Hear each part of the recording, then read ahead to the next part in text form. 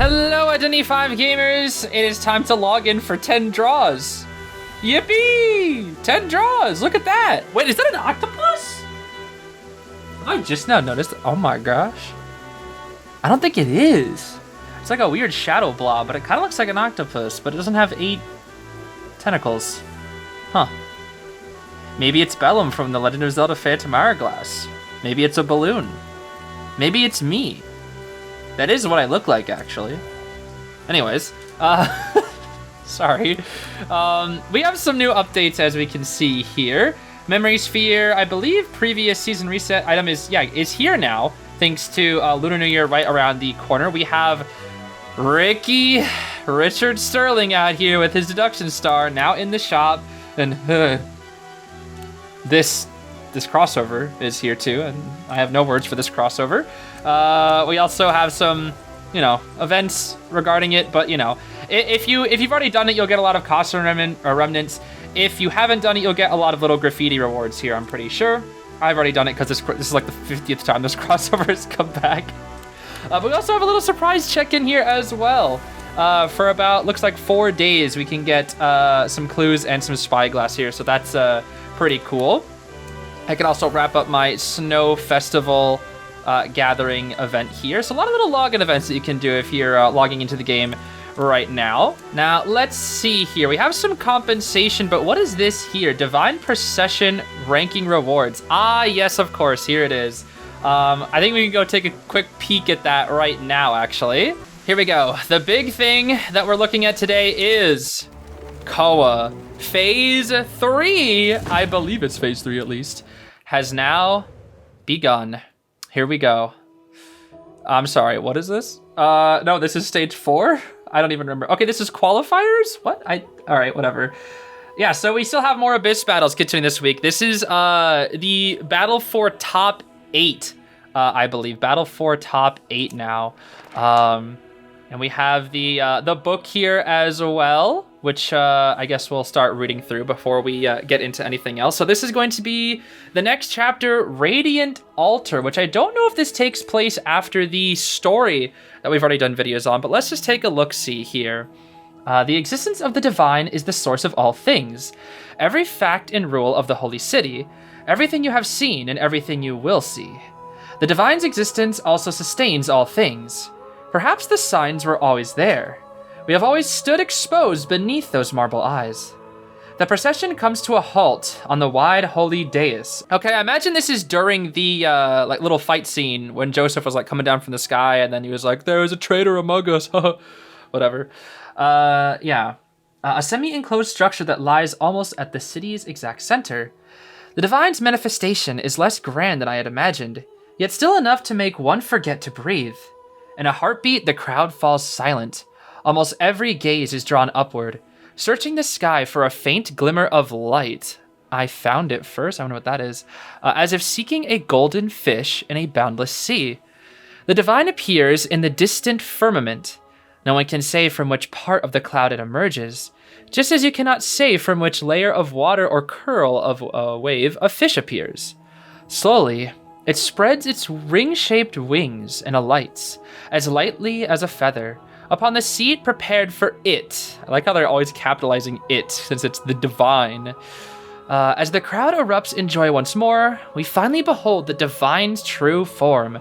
Flesh seemingly cast from the purest white marble, faintly shot through with a golden sheen. This is a world in which the god truly arrives as promised, bestowing miracles beyond human understanding. Secret, miracle, and authority are as immovable as the holy city itself. The divine makes a gesture for silence, and some of my companions falter in brief confusion. That confusion is swept away in the next instant by a new command. I don't know what the "but not anymore" thing means there. At the divine's word, the faithful quickly pinpoint us hidden among the crowd. The time at which we would be discovered is earlier than Artisan had estimated, and exactly as my instincts warned. Ooh, okay, Alice, I see you. I suspect our movements have been exposed to some omnipresent, unfathomable gaze from the very beginning. But if that's the case, why has the divine allowed us to exist until now? Why choose this moment? Regardless, we have to deal with the wave of believers surging toward us. We have contingency plans, but being subdued is only a matter of time. We try our best to not be separated by the crowd. Fortunately, we know well what each of us can do. Merchant is quick and agile, able to clear us a path or handle anyone who breaks through. Kuko and I can fight head-on. A light dagger suits me well. Yeah, we saw that in the trailer, bro. Oh my gosh. Artisan, under our cover, observes the field carefully, coordinating our actions with the guidance of Cleric, who has the advantage of height and vantage. All right. Be careful out there, little marks there. Not bad teamwork, huh? I guess these are just like little notes written by the characters. It's interesting. I'm not sure whose writing that is on the bottom left, but on the top right, I'm pretty sure that's Richard. And the tide of white rushing at us, most still wear their masks. Beneath identical robes, they are like blank white chess pieces. Then a tiny detail yanks at all my attention. I notice, among the pure white, a person wearing something I know too well. Tarnished metal glints starkly amid the shifting white cloth. I am certain I am not mistaken, even though that object, and its owner, like me, should not exist in this world at all. Yeah, so in the trailer, when Alice passed by this person, they had Orphe's pendant, and that is Orphe from COA 8. The COA 8 Orphe has like a little pendant that was like, we don't really figure out what the pendant was like, what was up with it, but it was like very mysterious, right? It was a very mysterious pendant. And Orphe found himself drawn to it. And looking at it, it really just looked like COA 7 essence inside of said pendant. It was really weird. But that's kind of what happened here, at least. This almost tears apart every plan I have. I turn and run in another direction. A blade thrusts toward me. My hand rises to block by pure reflex. In the next heartbeat, I feel the crystal in the back of my hand shatter. Then comes a dragging, leaden dizziness that nearly tears me from consciousness. And yet somehow you're still able to write this? What the heck? Okay, then 5th precept. During the worship, be ever watchful for any anomaly. Follow all instructions and arrangements. 6th precept. If your holy talisman is damaged or removed, halt in place and await near or necessary handling. May this path lead you to the eternal paradise. May the divine bless you. Notes on talisman damage. The talisman is composed of a special blue crystal. Once damaged, it loses protective effect on the wearer's senses and mind. The talisman is not the source of mental injury. Bringing an individual from outside the city into the holy city without a talisman will result in similarly severe psychic shock. The vast majority of those who suffer such damage lose part of their capacity for thought and language. It remains unknown by what principle the talisman provides its protective function, or what the exact source of the mental injury is. I guess Joseph himself, who really knows? Alright, let's see here. This is the personal record that we got here for the Radiant Altar chapter. In truth, many of our earlier experiences had already given me the sense that we were being watched.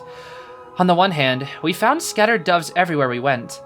They did not fear humans, at least, not enough to heed merchants' attempts to shoo them. In any case, they did not fully follow the logic of avoid danger or seek food. At times I could almost feel their gaze on us, a sensation I first dismissed as pure imagination. On the other hand, we always seemed to run into danger strangely by coincidence when we split up. Take the merchant once. While he was alone collecting certain spices, he was attacked without warning. It made no sense. By nature, he is cheerful and pleasant, with no reason to have made enemies in the city.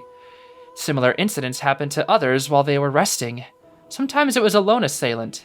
Sometimes an unusual phenomenon that surfaced in the holy city itself. In any case, even if an unknown gaze was stalking us, we had no ability then to track it to its source. All we could do was remain ready to respond at any moment. I'm kind of glad that they're talking about this because, like, with the whole Joseph being a god and they got, like, all these eyeballs everywhere, it only makes sense that they're being watched, and I'm kind of glad they're touching on that because we had, like, the rooftop hideaway, right? Where they're supposed to be, like, meeting in secret and whatnot, but it's like, bruh, you're trying to meet in secret, but, like, there's eyes everywhere. I don't know. Yeah, I'm glad they're kind of touching on this because I was like, is it really just like this one roof, or just like they just don't check upstairs, like on the roofs? Like I thought there were supposed to be flying eyeballs everywhere. I don't know. Let's see here. As for Merchant, he is always buoyant, light of step. During our time together in the Holy City, every one of us has been looked after by him, especially Artisan, whose mind is less stable. If Cleric clears the way for us with the authority of faith, then Merchant lends us his influence in the mundane world. As we walk through the city markets, both young and old patrons call out to Merchant with friendly greetings, and each receives an appropriate response. Merchant is known for collecting all manner of spices, and for his exquisite skill in blending incense. His products are used in daily life and in ceremonies, and to calm the mind. When I finally tried one of his incenses, I realized there truly are scents that can brush against human consciousness and shift it. Perhaps because he is so devoted to his craft, the scent of aromatics always clings to him. I've noticed a habitual little gesture of his.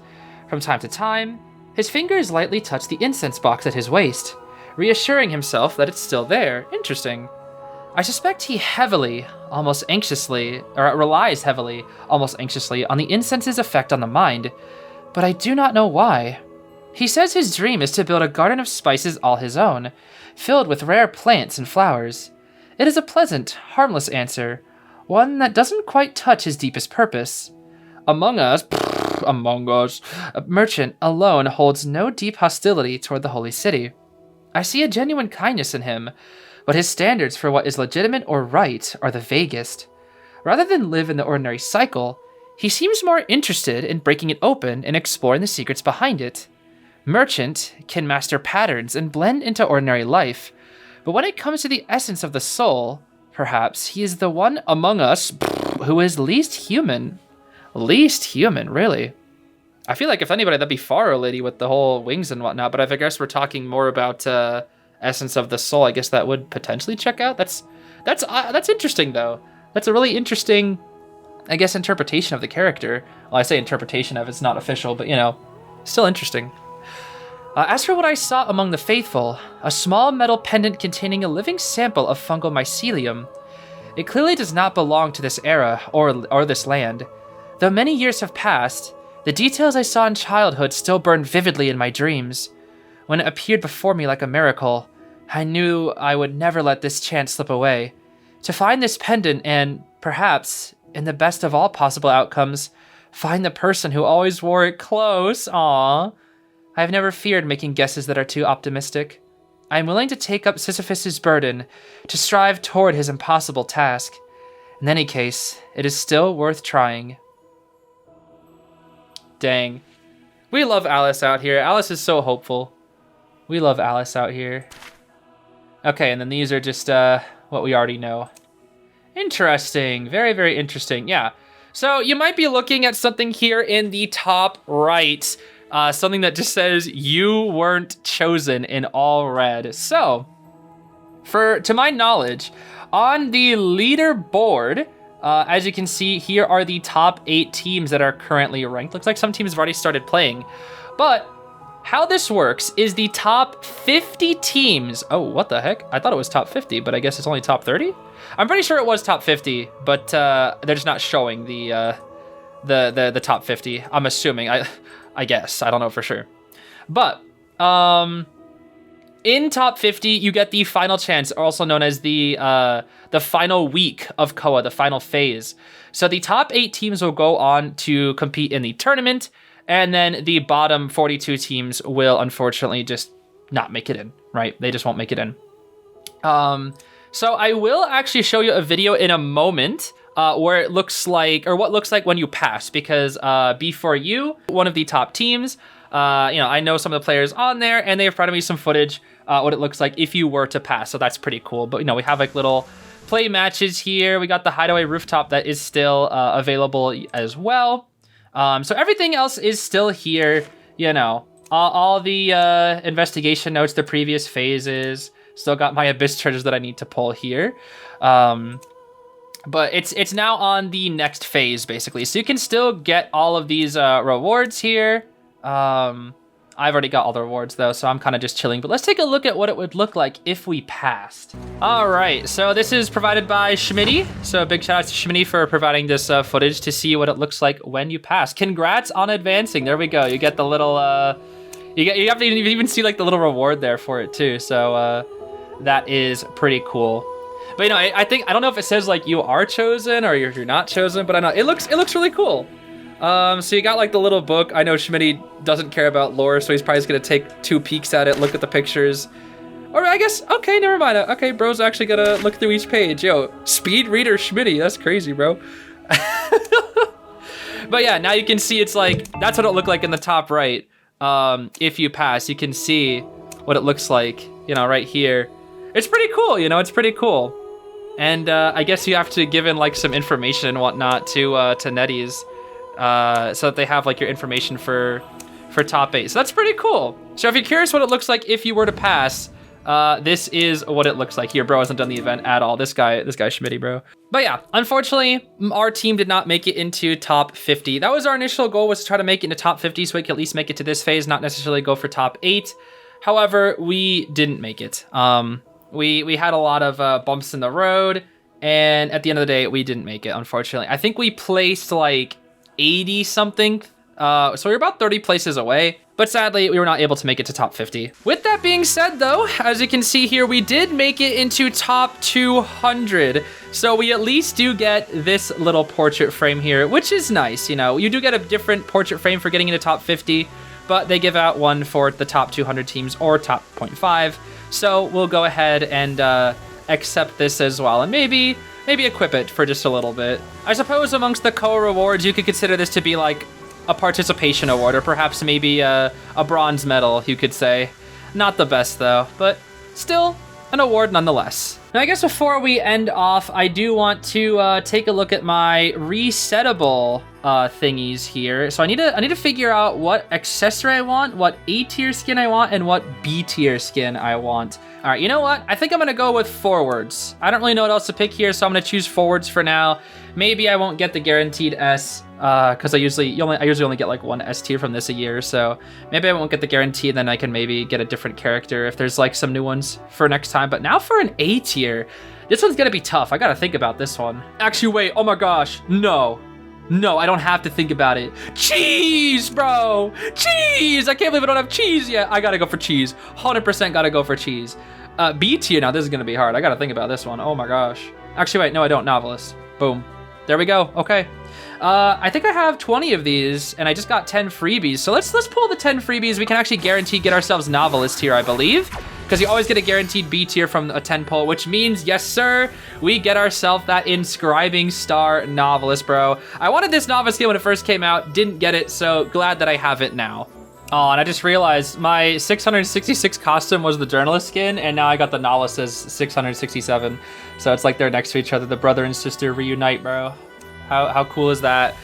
We also got Pipe Dream BQ, which I don't think I've ever really seen this skin before. I don't know when this skin was, but I guess it looks kind of cool, I suppose.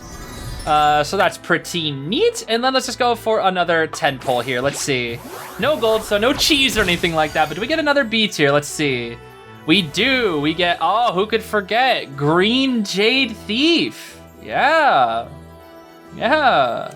Green Jade Thief, bro. And then Forbidden Tower Disciple. Strange. Very, very strange. I don't really think I've seen much of this skin yet either. Huh.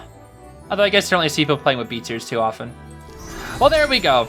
We got some cool skins there to end that part off with. And I think for my other polls, I think I'm gonna save these final polls for like the last day of the season and kind of just go for like one big last poll outside of you know, the COA treasures, because the COA treasures will last for a while. This lasts all the way till May, so I'll give it some time before I pull more for COA. But yeah, everybody, I think that's gonna be it for today. Unfortunately, we did not qualify for COA, but we tried our absolute hardest, and we kind of failed pretty badly, but we did our best. I'll also be having an entire video of all my matches being shown soon, but those matches went pretty badly. So if you're curious, it'll be coming soon, but it won't be anything very impressive, I'll tell you that much.